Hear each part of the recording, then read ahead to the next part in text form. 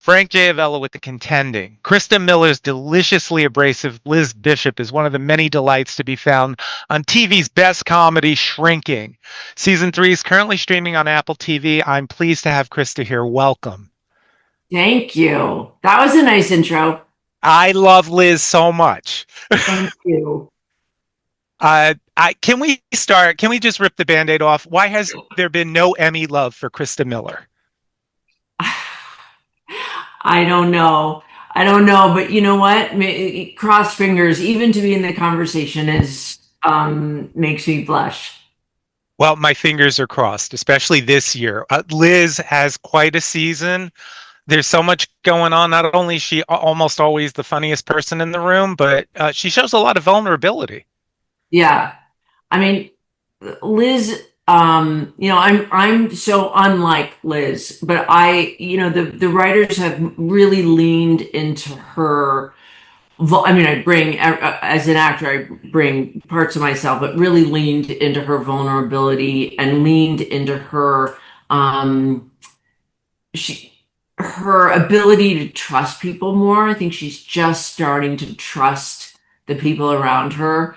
But I got to tell you, I get the script every week and I just look at it's a puzzle and I am locked in my office just all weekend trying to figure it out. Like, threading the line. We don't want her to be someone you don't like, but I No, I was gonna. You mentioned the script, and I'm curious: is there wiggle room? Like, could you go to the writers and say, "Hey, I don't think Liz would say this. I'd say it this way," or there is, but our scripts come in really great. And we definitely try on the set. Once we get it, everyone on this set, there's no scripts. You come into rehearsal, you know all your lines. And why it looks like it's improv is because we've tried it. We can do it every different way. No one's doing it to try to get their lines. And which I've never worked on a job like that everyone knows their lines. But Bill will come in, after we've gotten it all, and we'll whisper in your ear a different joke. I mean, sometimes I say to Bill, like, "Oh, is this a funnier joke?" Most of the time, he's like, "Lateral move," but he doesn't have an ego. If he thinks it's funny, he goes, "No, no, you can try it. No, no, you're right. You would try it." Or if I say, "I think, how about this joke? Because this would be really funny." He's like, do mine and then try yours. And if mine is funnier, he'll put that in. He has no ego about it. oh, that's awesome. And Bill is your husband, who Bill is my is husband, one of the Miller. creators of the series. Yeah. Yes. Um, so, working with this tremendous group of talented actors, writers, directors, do you all get along as well as it seems? We do. And Bill uses, as you can see, he likes to use all actors that he loves. And that would mean if you're back on a Bill Lawrence show, it's because you know your lines and you're talented and you're lovely. Those are the three things. And it goes for crew. There's some people on the crew that are from Scrubs. We have the same people. I have the same makeup people from Cougar Town. Like we're a gang, and everyone's very protective of that lovely quality. And I know a lot of showrunners and directors say no asshole policy. Bill, for real, means it. It's I feel very, very lucky to work on this show and grateful to be a part of this group. I think that's so important, that lack of anxiety. You don't need an extra thing to get in the way.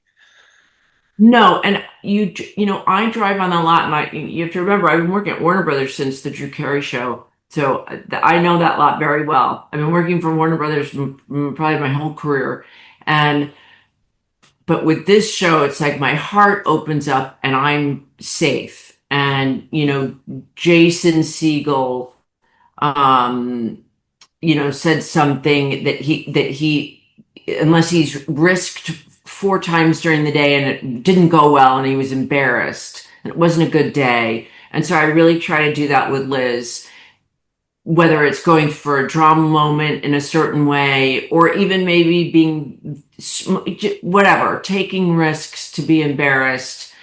Um, uh, and then I think, oh, that's a good day. And Liz also does embarrassing things, so she's fun to play. I don't like personally in real life to be that embarrassed.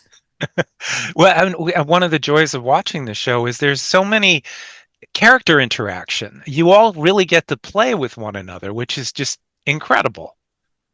Well, you know that the writers did something. Do you ever watch a show and like everyone kind of talks the same and everyone's funny and everyone's and I'm not saying that not everyone on our cast is funny, but in this show, they write so specifically for everyone that everyone's different. So like week to week, you don't know who you're going to be working with, and it's a totally different energy. I mean, I got to work with Michael Urie this season, and we couldn't stop laughing. We laughed so much that we got in trouble. I hadn't had the chance to do a lot of one-on-one with him, and we were kept getting reprimanded. Wow. I love it. Yeah, I love it. That's the way it should be. yeah. And your scenes with the Paul, with Harrison Ford's character, are just delightful. You got these two titanic figures coming together. Well, the best thing is that everyone else, I mean, all the other therapists in that office, he's their boss. They kind of respect and admire him and they don't want to, everyone else is scared of him. Well, Liz wants nothing from him. So she goes in. I mean, those are my favorite days are the scenes with Harrison. We also laugh too hard. I mean, he's truly funny. He has such a dry sense of humor, as do I. And I love it. And the funny thing is that Liz and I are actually not alike at all. So to be on the show, I get to explore so many latent parts of my personality that I've dug up, and then I go, oh, you know what? That's you. You can have that in real life. You can bring that out more. So this show has given me a lot personally as well. And I read that Paul's character is based on your psychiatrist. Yes, he's based on my real psychiatrist who has Parkinson's, and Harrison and my psychiatrist are friends now, and Harrison is so specific about doing that Parkinson's journey, having it be perfect. So would they consult with a neurologist, and also he talks to Phil. But it's funny when I walk, I do the music, so I see the parts where I have needle drops and where I've edited, but I really like to watch it when it's finished. And I used to not be able to watch myself on television. And this show, I love the show so much. And because I've seen like rough cuts with me looking horrible with bad cuts, because to put the music in, I'm inured to, I want to watch the show. I'll watch the show and Harrison will do one of the tools that my shrink will have told me 10 years ago. And I go, oh my God, I need to be doing that tool again. That's a tool that I forgot about. That's amazing. That's amazing. And I love the female characters on the show. I think really are the heart of the show.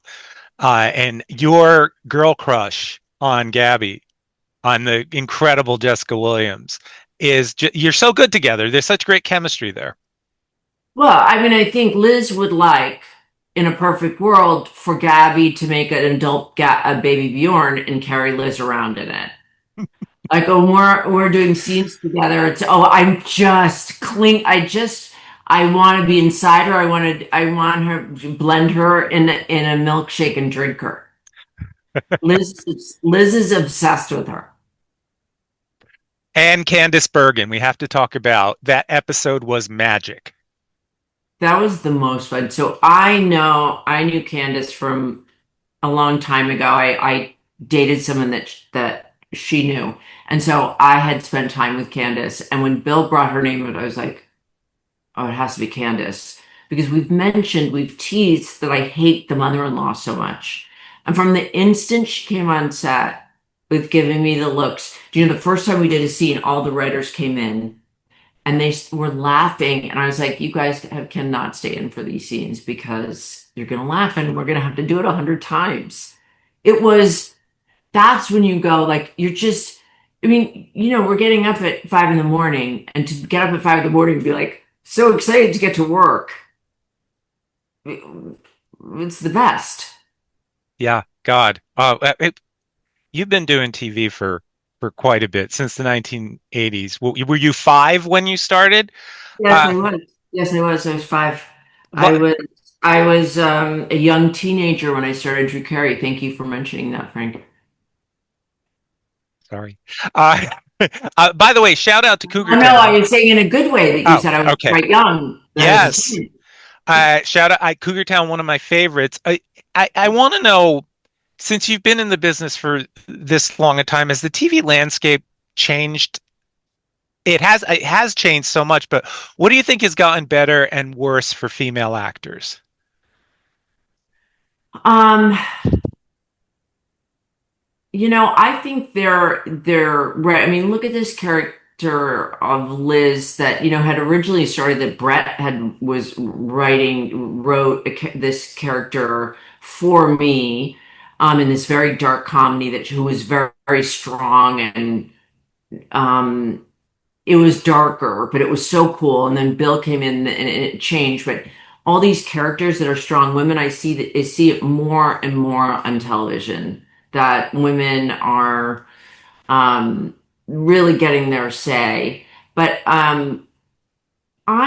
I feel lucky to be working, and I feel lucky to be working on this great project and hoping when shrinking's over, I had to work with my husband, not had to, but for me, having three children, small children, and working with my husband, figuring out schedules, and you can get a baseball and you can get to here, and was very convenient. And now that my last one finally this year went off to college, I feel like, oh, I can branch out and do more cool things, and this show has inspired me to want to do that. I think that's tremendous, and we need to see you in an indie film. I'm just putting that out there. Listen, I'm ready and available. I don't have any kids in my house. Speaking of kids, I wanted to talk about Gavin, Matt, and Marcus, who play your dumb Yes, sons. yeah.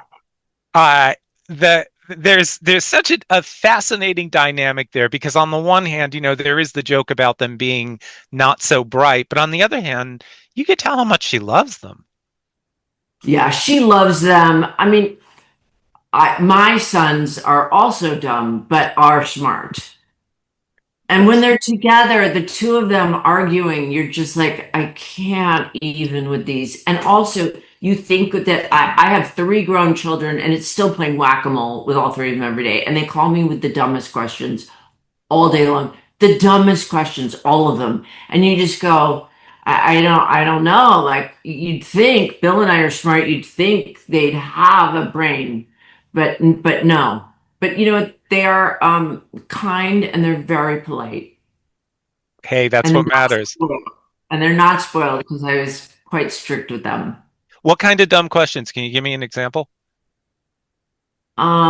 Oh, my son called me yesterday. He has a job interview today, and he said they were supposed to send me the information for the job interview on Friday. And it's tomorrow. Do you think I should email them? Yeah.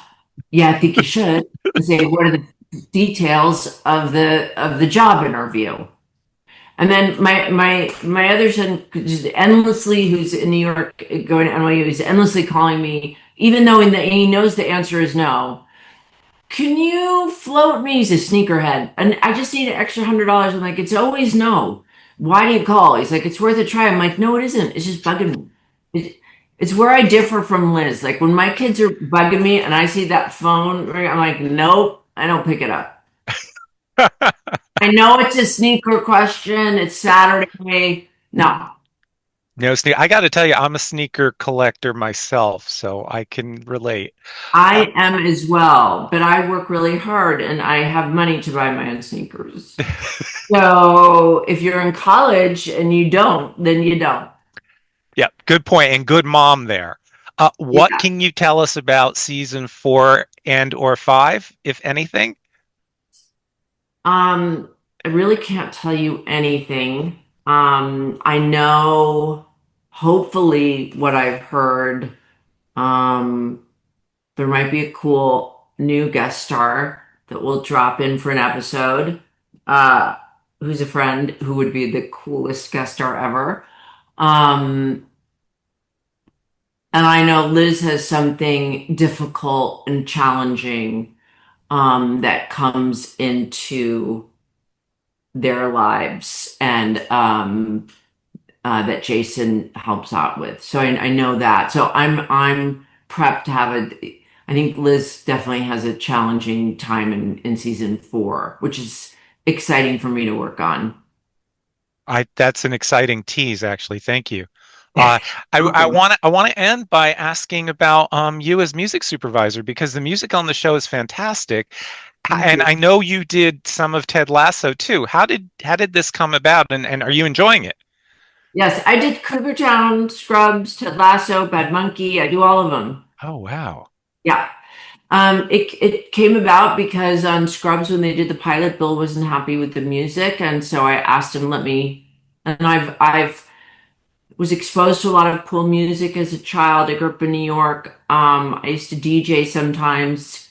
I was like a mixtape girl, and so and I can just hear it. Like I just feel like I know when an unknown song is gonna be a hit song. Like I just hear it, and I asked Bill let me give a try for the pilot of Scrubs, and he said no.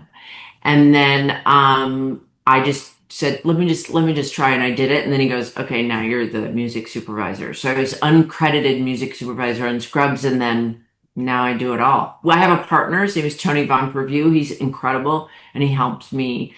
And together we do the music. But shrinking obviously is near and dear to my heart because I'm in it, and I live in Liz and these characters all year round because before we start for months, I'm amassing playlists for the 4th season now, and then Mm, after we wrap, I have to edit.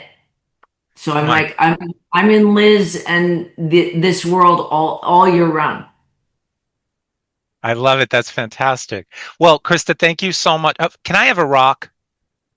You may. Oh my Am I God. going to see you? Of course you may. If you Oh, want to rock, if someone wants a rock, I'm happy to give.